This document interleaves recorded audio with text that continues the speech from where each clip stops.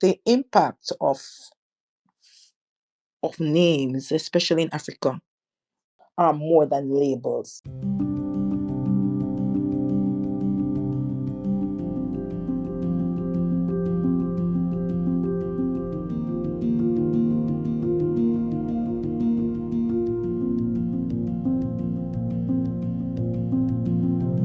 The impact was pressed home to me when I was about 13 years old. I watched a film that it was a movie that was created that was called Roots.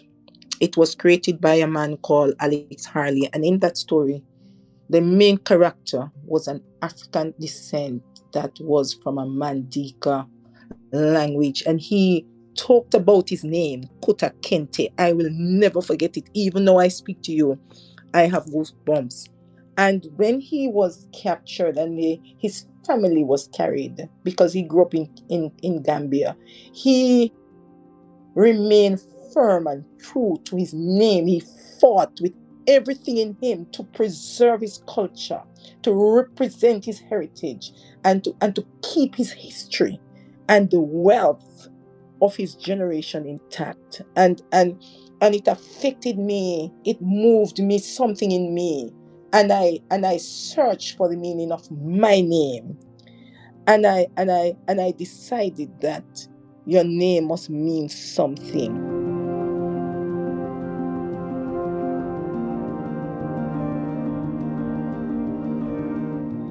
Your name carries the story convincingly, and your values and your aspiration and your defeats and your successes and your victories and your struggles and your fears and your doubts and your overcoming and your conquering is in your name. And so your name, African names, contribute significantly to your individual and your collective identity.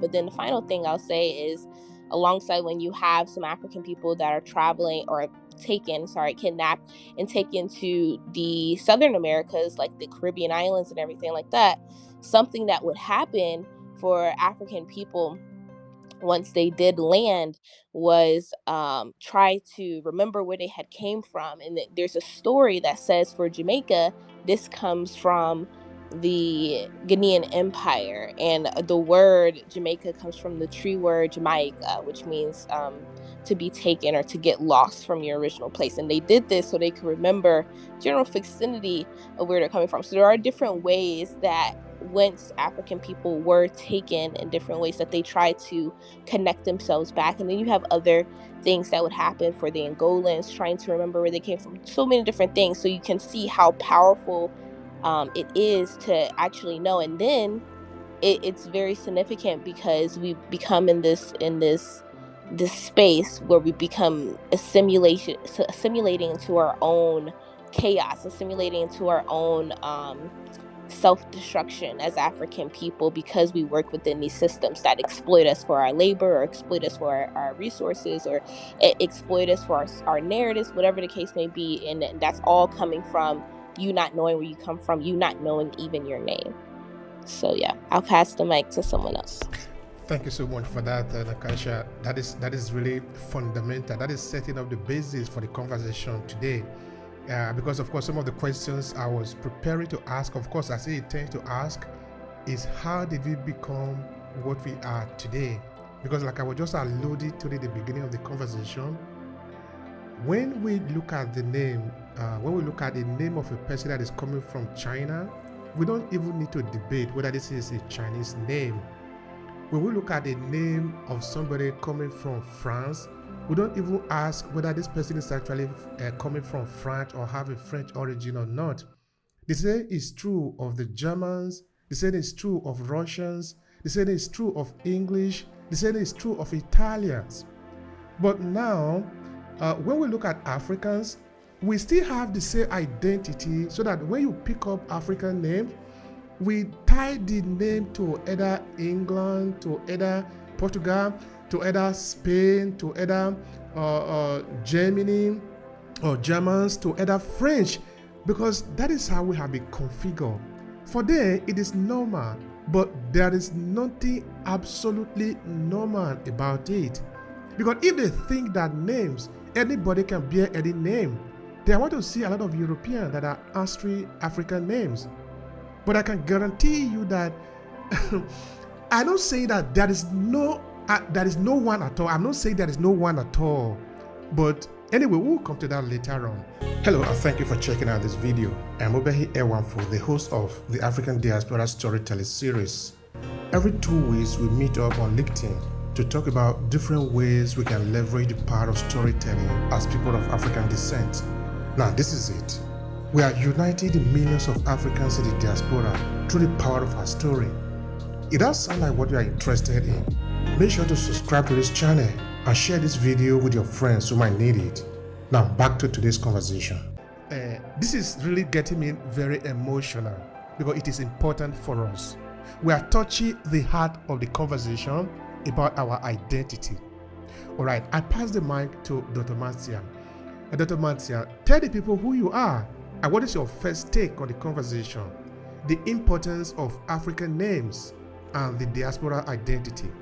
All right, good morning, everyone. Good afternoon, good night, depending on where you're located and where you're listening from. I am Dr. Marcia Thomas. I am author of children textbooks where I tell their stories and have it transcribed into a language experience approach where they learn comprehension, phonics, problem solving, and critical thinking by reading their own stories in a textbook. I am also an author of my newest book, which is called A Leader Like You. I do research and I'm a Christian leadership coach. I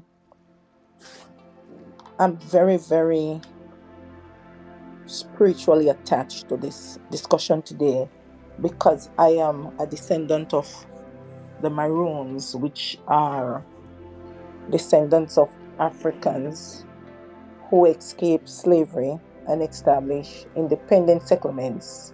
And one of those settlements became a settlement in Jamaica. While I do not know the full history of my story, I do know that I take my name very, very importantly because of what it means.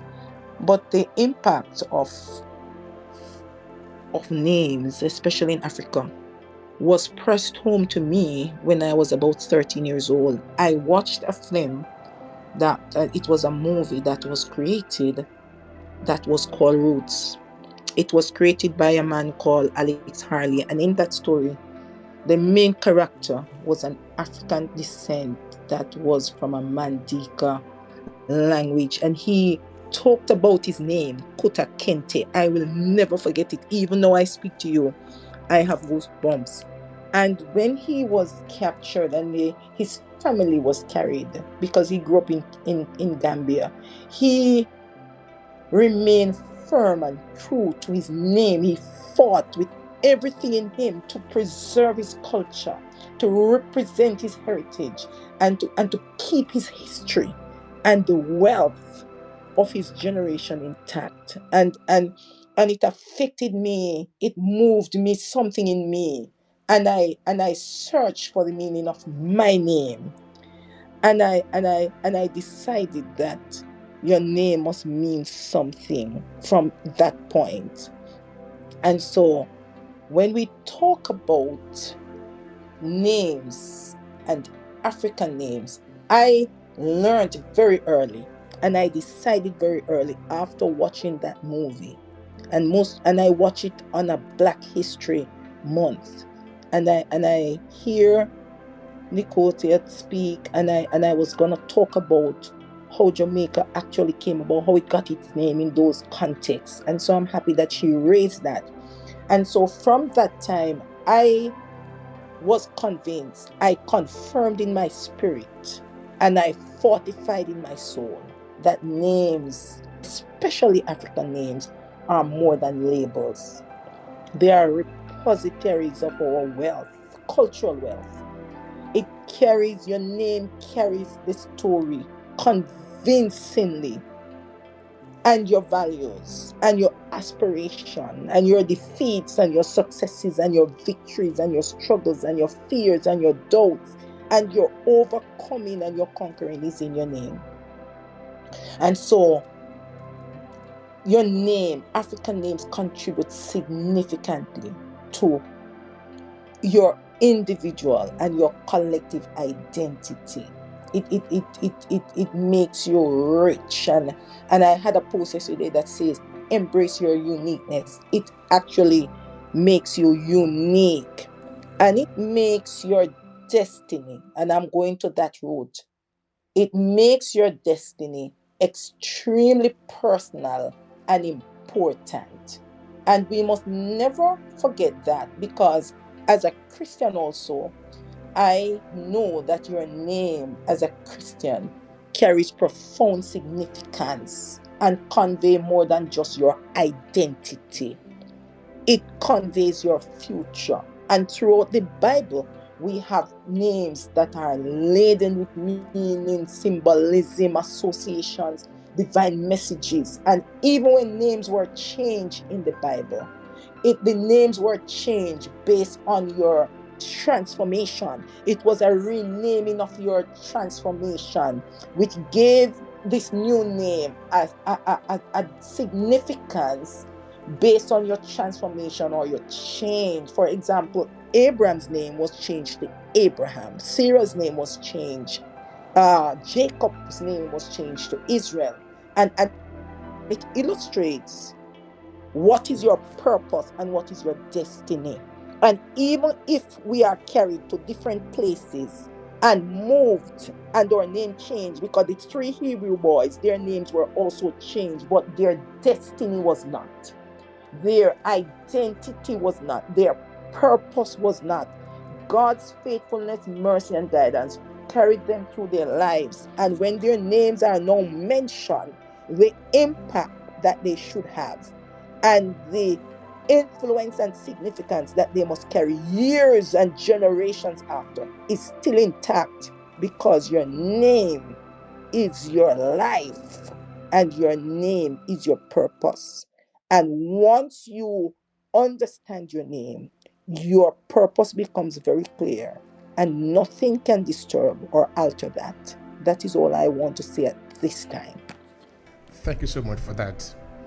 I'm happy that you make reference to several places where names have been identified, have been profound. Indeed, it is profound because it is known. We don't go to the supermarket to just pick a name for who we are. It's a deeply rooted ancestral connection.